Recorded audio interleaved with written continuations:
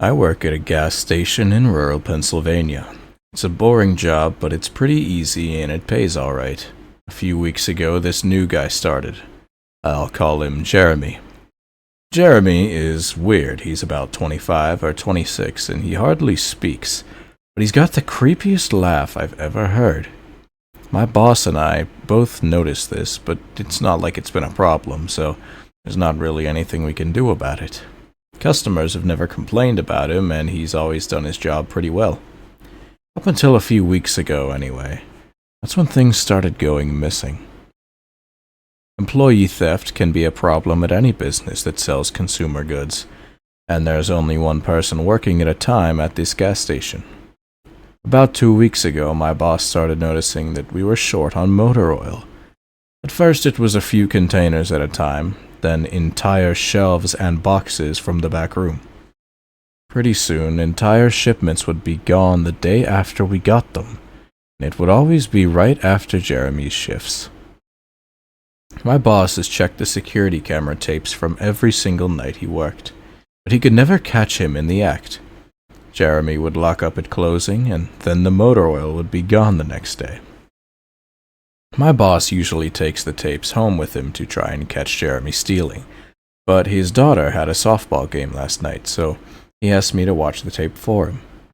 He offered to pay me overtime under the table, so obviously I took that offer.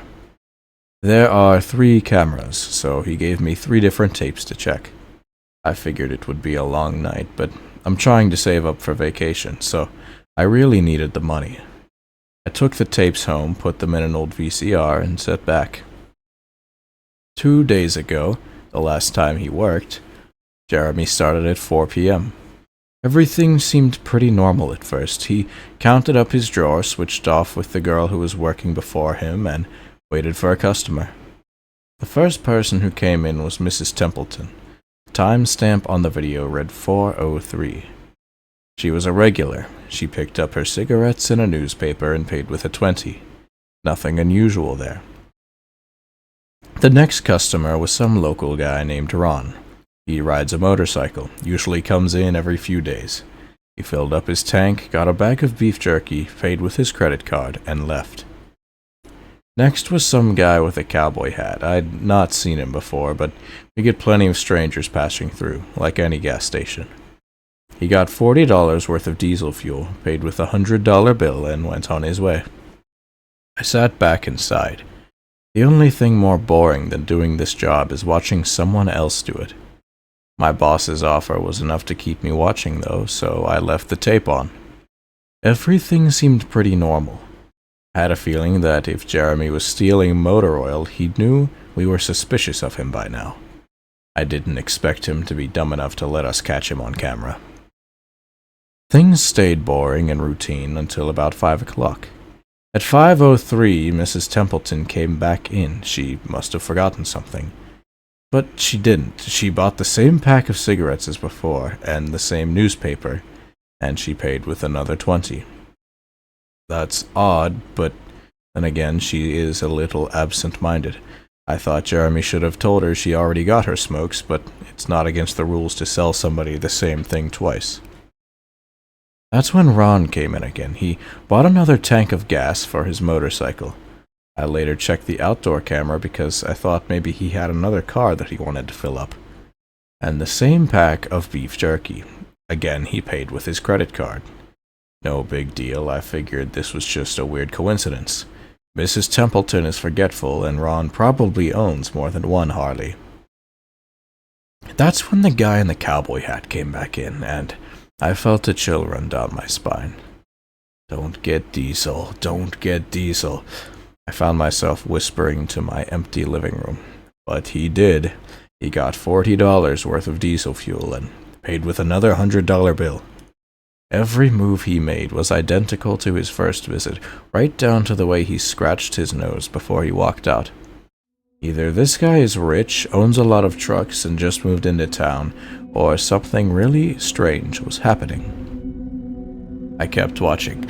Every customer for the next hour was the same as before. Every single one. I was seriously freaked out. And then at 6:03, Mrs. Templeton walked back in, bought her cigarettes and newspaper, and paid with a 20. Again, I thought I was going to lose it. I only watched another half hour before I started fast-forwarding through the rest. It was all the same. Every customer would come in at the exact same times, exactly 1 hour apart. Now I know what you're thinking. That sneaky motherfucker Jeremy had messed with the tapes. He had run a loop of his first hour of business over and over, but that wasn't the case.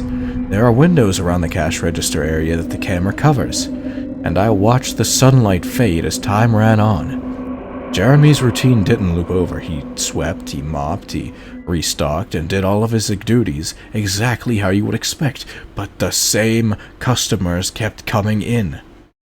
I was panicking at this point. Something was seriously wrong with what I was seeing, and I had no explanation for it. I skipped ahead to when he locked up and walked out to his car. He hadn't stolen anything, but I kept watching just to make sure. I fast-forwarded one last time to about midnight. At exactly 12:03, out of nowhere, Jeremy's face pops up on camera. I don't mean he moved his head into view. I mean that 1 second the store was empty, and the next his face was all I could see. He wasn't looking at the camera, he was looking at me. I was sure of it. I was surprised and screamed and fumbled for the remote. By the time I grabbed it, he was gone. Just as soon as he had left, one frame he was there, the next he wasn't. My hands were shaking a little, but I popped in another tape. The other indoor camera shows the back area by the cash register, and I would be able to see how he got up to put his face in the camera like that. I skipped ahead to 12:03, but there was nothing. I would have been able to see him standing on a chair or something on this tape, but he wasn't there. I didn't see him enter the store at all after that. It's like he really wasn't there. He doesn't know the security code, and no alarms were triggered that night after he locked up. What I did see, however, was that at 12:03, the motor oil vanished off the shelf, all of it. Same as Jeremy's face. 1 second it was there, and the next it wasn't. I turned that tape off and went to bed, but I didn't get a wink of sleep. My body is exhausted right now, but my mind is racing. That tape was undoubtedly the creepiest, most disturbing thing I'd ever seen in my life. I work in a few hours. My boss asked me to bring the tapes back in and let him know what I found, but what the hell am I even going to say? Jeremy works the night shift tonight, directly after me, and the plan is for my boss to come in just before I leave and confront him with me, as I'm supposed to be the one who caught him stealing. I have no idea what I'm going to do. I suppose I'll have to show my boss the tapes, but I don't want to watch them with him. I never want to see something like that again. I can't get the image of Jeremy just looking at me into the camera out of my mind. It was the creepiest look I'd ever seen on another human being's face. Anyway, I'm gonna try again to get some last-minute sleep before I have to go in and deal with this. I'll let you guys know what happens. Update 2:49 p.m. Updating from my phone. Apologies in advance for any errors. My boss just finished watching the last of the tapes. I told him what to expect, but you really can't prepare someone for something like that. He's scared shitless, and Jeremy is due to come in at 4. We've got a little over an hour to get our shit together, but neither one of us knows what to say to him. Is he just a fucked up guy who likes to steal motor oil and scare the shit out of people? Or is he something else? I don't know if this is crazy, but does anyone think he could have anything to do with the time loop? My boss said he never noticed anything like that in the other tapes, but the way he popped up in this one made me think that he knew I would be watching. It's like he wanted to see what I could do, like he was showing off or something. The way he smiled into the camera was like a little kid showing you a sandcastle they just built or something. I don't know, I probably sound crazy. I sure feel the part. I'm going to talk to my boss some more. We have to calm ourselves down and figure out how to handle this. I'll update again tonight, but I have a really bad feeling about how this is going to play out. 4:33 p.m. No sign of Jeremy. Tried calling him, but his phone's been disconnected, so we're calling the police. 5:33 p.m. No sign of Jeremy again. His phone was disconnected and we're calling the police. 6:33 p.m. No sign of Jeremy. Tried calling him, but his phone has been disconnected. We're calling the police. 7:33 p.m. No sign of Jeremy. Tried calling him, but his phone's been disconnected. We're calling the police. 8:33 p.m. No sign of Jeremy. Tried calling him, but his phone's been disconnected. We're calling the police. Update. 10:58 p.m. Holy shit, I just got home and saw my previous updates. Things make less sense now than ever. Here's what I can tell you. I went to work, Jeremy never showed up. My boss and I decided to call the police, as you are well aware. When I picked up the phone to call though, the sun went out. I shit you not, that's what I thought happened. Apparently I blacked out for exactly 5 hours, because when I looked at the clock, it was 9:33. I think I got stuck in Jeremy's time loop, and then I snapped out of it at the exact point I blacked out, if that makes sense. But that's when things got even stranger. My boss was right next to me when I blacked out, ready to corroborate my story to the cops. When I came to, the phone was in my hand, but it was dead. Not even a dial tone. My boss was still right there, but he wasn't moving. He was standing up, but frozen. I looked at the clock again, and it wasn't moving. The second hand was stuck on the 12. It was 9:33 exactly. The clock on the register, or computer screen, wasn't moving. Either my phone was frozen, there wasn't even a customer at the register. Waiting for my boss to get him cigarettes, I'm betting that would have been his 5th pack of the day. I got the hell out of there. I didn't even lock up, didn't turn the lights out. I didn't grab the security tapes to upload onto the internet. Believe me, that was the last thing on my mind. The gas station is on a major highway, and cars were parked all along it, except they weren't parked, they were frozen. The people inside were sitting still like wax statues. I got in my car and prayed that it would start, and thankfully it did. About halfway home, time started up again. The static from the radio turned into music, like it's supposed to be, and from what I could tell by listening to the host talk in between songs, no one noticed the time freeze or whatever it was. It was just me. I'm sure Jeremy noticed as well. I still have no clue where he is or what he's doing. I'm hiding in my room and calling the police again in the morning. I don't know if I ever got through to them before, or if I did. Whether they took me seriously. I'm scared for my life at this point. I'll update tomorrow, if I can. 10:33 a.m.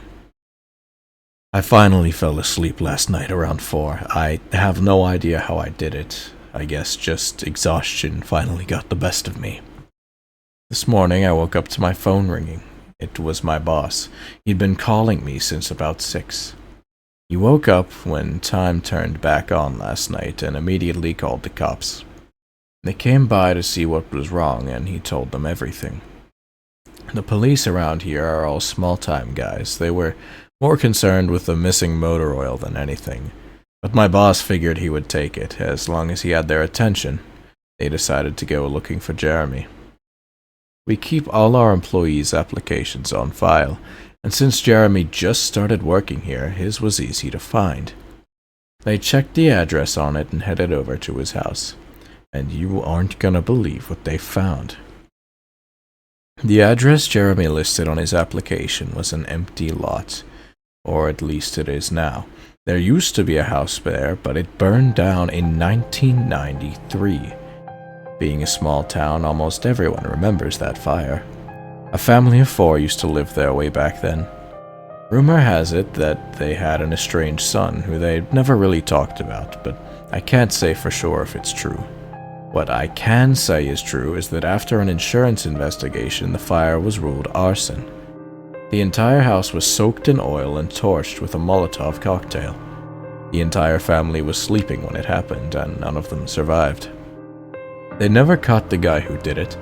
Rumor has it that when they tried to contact the estranged son, nobody could find him or get in contact. Anyways, my boss called and told me this, and I freaked out.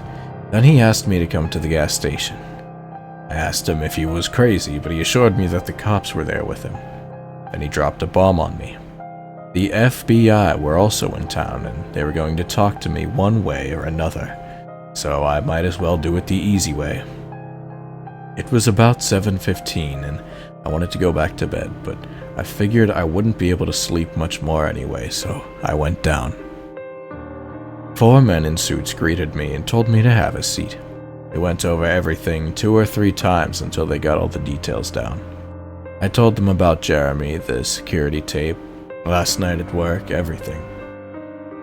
Finally, after I finished, one of the agents said, "Oh Christ, we've got another one on our hands." Then they made me sign a bunch of papers saying I wouldn't tell anyone about what happened. So, I can't say much more. I'm probably breaking the law just by posting this. So now, I'm home. I'm not sure what to do with myself. That agent's words when I told him the story are going to haunt me for the rest of my life. Anyways, I've got to go. I have some errands to run today, and I have to go into work to pick up some tapes. My boss and I think this new guy Jeremy, he's a complete creep, is stealing motor oil, and I have to watch the security footage to see if I can catch him doing it. I have better things to do, but my boss is paying me overtime, under the table, and I'm trying to save up for vacation, so I could really use the money. It should be pretty simple. The oil always goes missing right after his shifts. I figure I'll just watch the tapes, catch him in the act, and that will be that.